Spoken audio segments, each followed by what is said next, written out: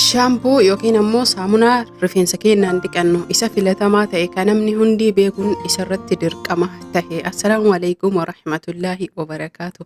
Ashama harka fuunee Oromoo koo guutuu jirtu isiniin jedha amantiif kutaan osoo waliin qoodin. Kanarraa qabadhee dhufee akkuma sitti argitan gaafilee nama hedduu yookiin ammoo tuyyuu shaampoo akkasuma immoo saamunaa rifeensa keenyaan dhiqannu isa akkamiiti sammalee jechuudha. Shaampoon dirqama kan buqqee yookiin ammoo tuyyuu madda qaawwa rifeensi keessaa bahuun zayitii yeroo dibannee jenne dhibbarraa dhibbatti nurraa baasee akkasuma immoo tuyyuu nurraa qulqulleessee dhiqannu tahuu qaba jechuudha. Asirratti kan sirritti addaan baafnee hubannee beekuu qabnu rifeensa keenya yegguu hundaayyuu jechuu yeroo fillee jennu dirqama qulqullaa'ee akkasuma immoo tuyyuu hundeen rifeensaa yookiin maddi yeroo fillu haala salphaa ta'een qilleensa akka argatu saffisaan akka dheerachuus tahee qulqullina qabaachuu fi shaampoo zayitii dibannee san rifeensa keenya buqqee isaa jala hidda isaa qulqullaa'ee yeroo hunda qilleensa bareedaa yeroo fillu argatuu fi saffisaan dheeratus tahee akkasuma immoo tuyyuu saffisaan akka rifeensi keenya laafu diriiru nu gargaara. Kanaaf gaafilee namoonni hedduun na gaafatan shaampoo rifeensa keenyaaf filatamaa tahe akkasuma immoo tuyyuu kan yeroo dhiqadhu forforii irra caalaa jechuun namni keenya qibaatii dhoqqee waan dibatanii fi rifeensa keenya yeroo saniif ni laaffisa akkasuma immoo ni diriirsa. Garuu qibaatiin dhoqqee kuni buqqee keenya akka walumaa galatti shaampolee garaagaraa wajjin yoo dhiqannee jenne buqqee irraa hin bahu buqqee keessatti hafee akkasuma immoo tuyyuu forforii nu saaxila jechuudha. Namoonni hedduun kanaan hedduu kan rakkataa jiranii fi gaafii namoota hedduuti.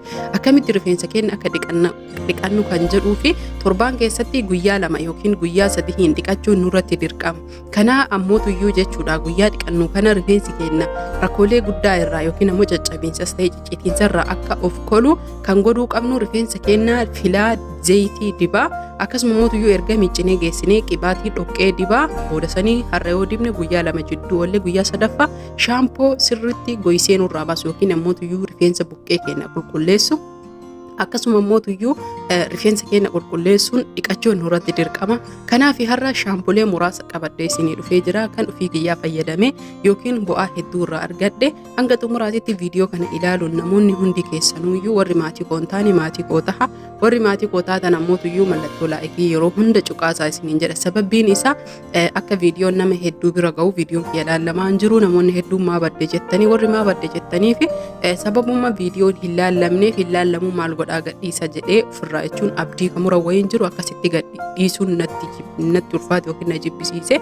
Itti aansuun ammoo tuyyuu namoonni hedduun viidiyoo kan kee yoo barreessee naa bahe malee viidiyoon haaroo inni irratti hin dhufu warri jettanii fi mallattoo bilbilaa san oolta jetturra yoo kaattan yeroo an gadhiisu hundaayyuu kan isinii dhufuu fi akkasuma immoo viidiyoon kee yoo laallamee jedhe ani torbaan keessatti yeroo 2-3 akka gadhiisu inshaallah rabbiin gargaarsifadhe abdiin qaba. Kanaaf haasaa isinitti dheeressin of kolchaa isiniin jedha. Akkuma sitti argitan shaampoodhaan kanneen sadiin namoonni hedduun fayyadamanii illee niin beekanii akkasuma fayyadamtanii illee beeytanii. Shaampoon kunniin hedduu bareedaadha. Akkasuma immoo rifeensa keenya hanga takka buqqee qulqulleessuufis tahee rifeensi keenya kan caccabnee fi hedduu viitaaminootaan hanga takka kan badhaadhe sammalee jechuudha. Rifeensa keenya akka lakkuu hin godhannee fi caafeen isaanii akka yeroo hedduu hin caccabne akka diriiru akka hin maramne kan gargaaru. Marama jechuun bifa firiizii osoo hin tahinii yeroo tokko rifeensi keenya lakkuu godhatee ofirra ol gargala jechuudha. Inni sun rifeensa keenya akka hin guddanne gufuu itti ta'uu fi akkasuma immoo tuyyuu rifeensi keenya akka ciccituu fi gufuudha jechuudha yookiin ammoo akka ciccituuf nu saaxila.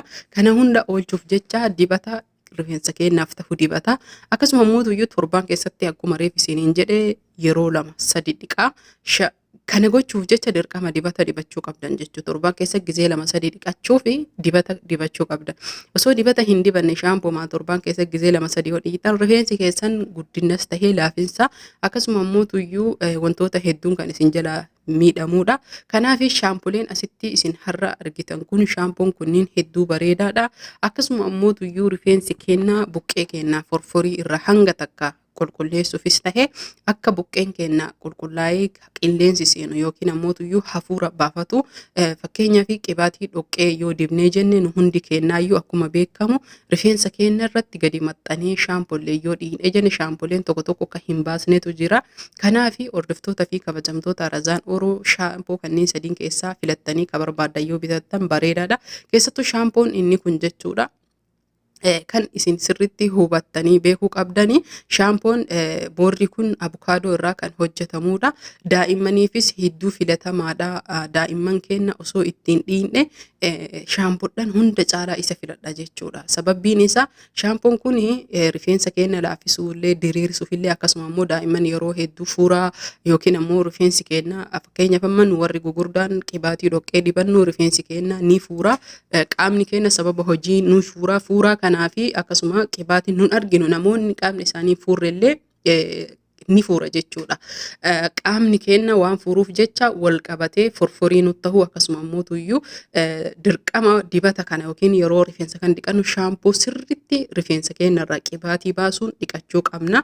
Garuu daa'imman waan fuuraa hin qabneef akkasuma immoo waan yeroo hunda fillee qilleensa seensifnuuf jecha osoo shaampoo kana daa'imman teennaa fayyadamne namni keessattuu ijoollee shamarranii qabdan hedduu bareedaadha. Shaampoolee gosa barbaadanii keessaa shaampoon rifeensa keenya filatamaa ta'e hedduutu jira. Akkuma beekamu rifeensa jabaataa akkasuma immoo sababbii dibata laaffisuu qibaatii dhoqqees tahee zayitii adda addaa dhangala'oo waan dibannuuf itti aansee shaampoon kun hedduu filatamaadha. Sababbiin isaa shaampoon kun forforis ittisuufis tahee rifeensa keenya sirriitti goysa jechuudha. Goysa yoo isiniin jedhu dibata dibanne san irraa qulqulleessa. Dhibbarraa dhibbatti shaampoon kanatti madaalamu tokko illee hin jiru. Shaampoon shoordalsiin kuni wanni isin beekuu qabdu namoonni tokko tokko qoricha forforii qofa se'an. Akkasii miti qoricha forforii qofa osoo hin tahin qoricha shaampoo waan dibanne dibata san qaama keenya yookiin rifeensa buqqee keenyaa fi rifeensa keenya irraa qulqulleessudha jechuudha. Akkuma asitti argitan shaampoon walumaa galatti kan ijoollee teessanii osoo jechuudha akkanatti yoo isinii danda'ame koondishinarii jira. Kireema jira. Kireema jechuun kan akka dhoqqee san osoo hin tahin haphii jechuudha. Laafa keessi isaa adiidha. Walumaa galatti yoo barbaadan haala kanaan bittanii ijoollee teessan rifeensa isaanii kunuunsuu ni dandeettanii. Isinis shamarran keenya jechuudha. Keessattuu warri mana arabaa ta'ettan zayitii adda addaa dibachuu hin danda'u warri jettan haala kanaan rifeensa keessan kunuunsuu hin dandeettanii. Garuu dirqama zayitii gaafa dhiquu heddan dibuun keessan ifamna of gochaa isiniin dirqama.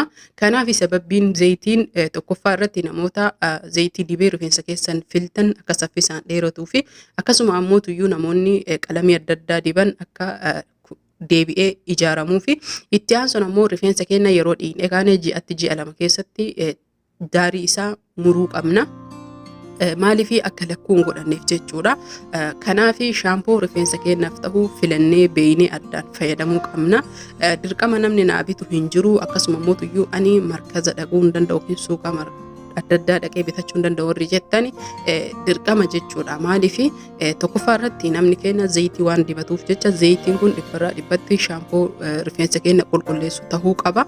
Itti aansee ammoo tuyyuu rifeensi keenya walumaa galatti Afrikaan guutuu rifeensi isaanii jajjabaataa waan ta'eef dirqama yogguu rifeensa isaanii filan waa dibuun dirqama. Kanaaf qibaatii dhoqqee dibuun dirqama. Akkuma dhiqattanii kaataniin rifeensi keessan erga qulqullaa'ee jedhee buqqee yookiin ammoo qaawwi rifeensi keessaa bahu sun bifa haarayaan waan haara'ee uumeef qilleensa fudhachiiftanii qibaatii dhoqqee qibaatii akka daaksii akkasuma immoo tuyyuu qibaatii zayitii zayituun hedduutu jira jechuudha. Abukaadoo qibaatolee akkanaa kana kokinaatii irraa kan qophaa'ee dibaa gaafa guyyaa lama oolchitanii ishimtanii deebitanii zayitii dibdanii shaampulee amma isinii hime keessattuu shaampoo akka shoordalsii fa'aa osoo miiccitanii hedduu bareedaadha. Namoonni shaampoo rifeensaaf mijataa ta'e akkasuma immoo tuyyuu shaampoo rifeensa keenyaa caccabiinsa irraa ittisuu shaampoo gariin ammoo rifeensa keenya hedduu caccabsaa kun hin diriirsuu hin laaffisuu jettan guutuun keessanuyyuu karaa kanaan shaampoo rifeensa keessaniif isinii ta'uu akkasuma immoo tuyyuu shaampoo olee asii achitti argitan kana isa afran kana fayyadamtanii rifeensa keessan kunuunsuu ni dandeettanii dheerinnas tahee caccabiinsa irraa ittisuu ni dandeettanii horaa bulaa turtii gaarii fayyaa faaya Oromoo koo guutuu isin